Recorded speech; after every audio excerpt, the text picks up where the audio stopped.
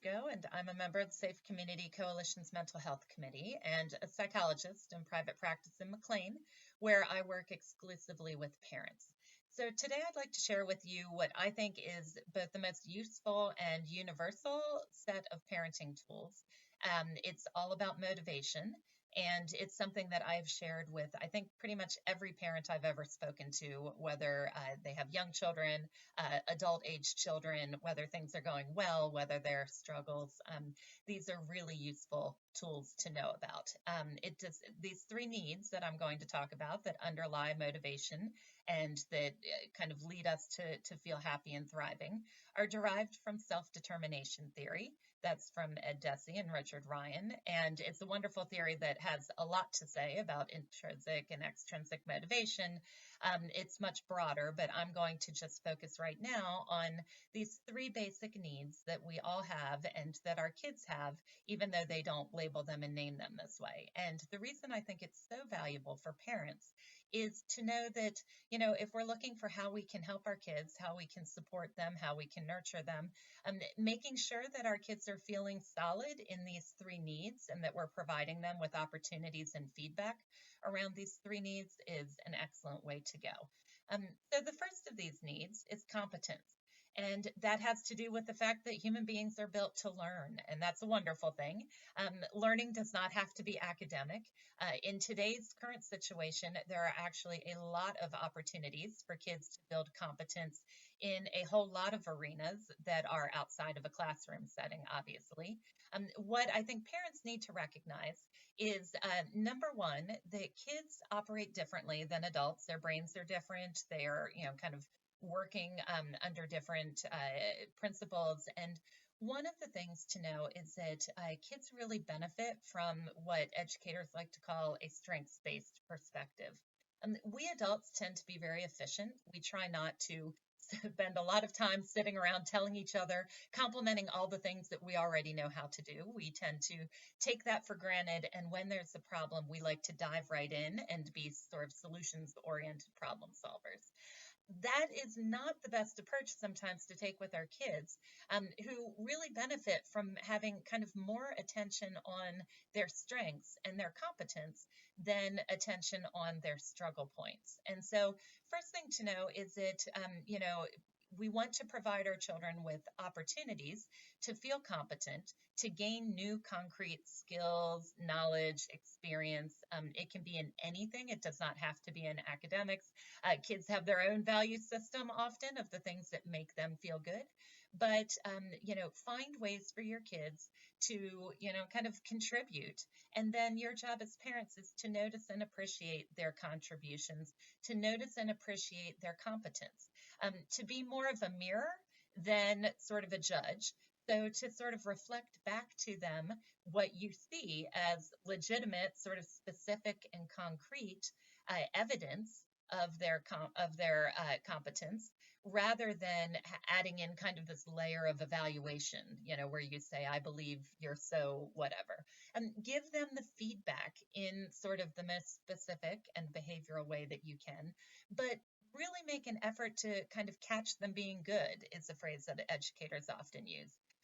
We want to put more of our attention on the positives than the negatives. That keeps our kids feeling motivated. That keeps them sort of able and willing to tackle the next challenge. And it's part of a really lovely chain reaction where competence leads to confidence, which leads to self-esteem. And psychologists tend to like to point out that as much as we parents want to, we cannot give our kids self-esteem. We cannot praise them into feeling self-esteem. They gain self-esteem by recognizing their own capability, their own mastery, and, getting the derivative benefits of that. So that's number one, competence. The second of these three basic needs is connection. And this is our again, innate human need to feel unconditionally loved and supported. And, parents, we have this built in. I have yet to meet a parent who does not have deep and profound unconditional love for their children. But it's a little trickier than that. Connection comes from having our kids feel like we really see them and we really get them. And sometimes it has to do very specifically with our kids feeling like we see them when they're really at their weakest and most vulnerable and sort of least lovable.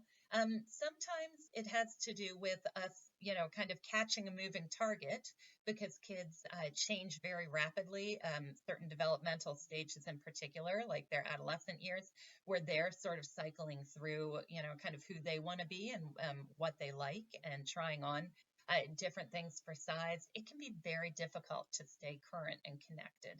Um, One of the easiest tools to be connected is the open ended question. So, don't assume, again, don't take sort of our adult level shortcuts that make us efficient in our information processing. And instead, ask your children. Don't assume that you know their opinion, even if you had this conversation 6 months ago or 1 month ago. Ask them what they think about various things, particularly with the world that we're in right now. It's a wonderful time to, have these sort of longer, unhurried conversations where you can really let your children, kind of let you into their thought process, let you into what they value, let you into what they wonder or are worried about. Unhurried conversation is really, and empathy and validating their feelings. Those are really the glue that strengthens connection. And so, look for the opportunities to spend time. Try to make it quality time, meaning don't do things that you hate doing in order to sort of spend the time. Look for ways that you can do things together that are enjoyable for both of you, or that you can learn how to do something new together, or that you can simply, give yourself permission to veg out together.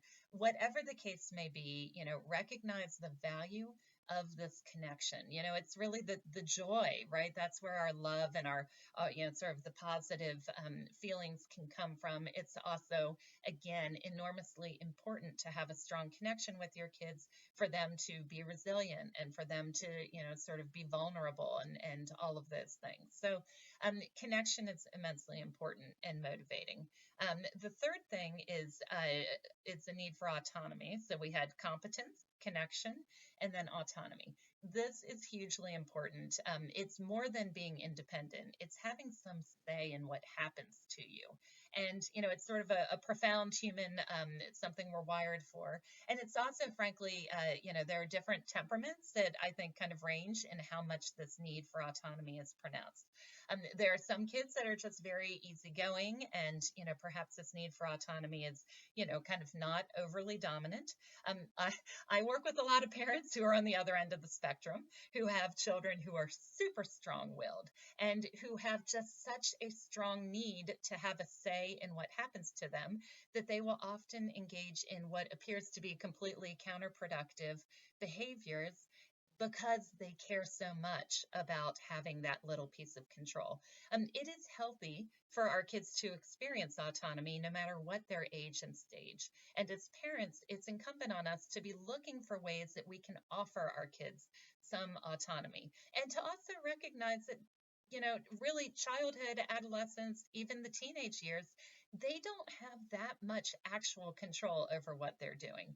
Again, in the current circumstances where everybody's, homeschooling and doing things from home, you have more ability perhaps to give your kids some say in the how and the when than we do in regular life. So really be looking for ways that you can offer to your kids some ability to have a voice, some ability to have some control, but to, have sort of the broad limits, but to give the autonomy underneath it, because that is, again, a huge motivator. And when we are feeling, competent, when we are feeling closely connected, and when we are feeling a sense of autonomy, kids of all ages, parents included, tend to be happiest, motivated, and to thrive.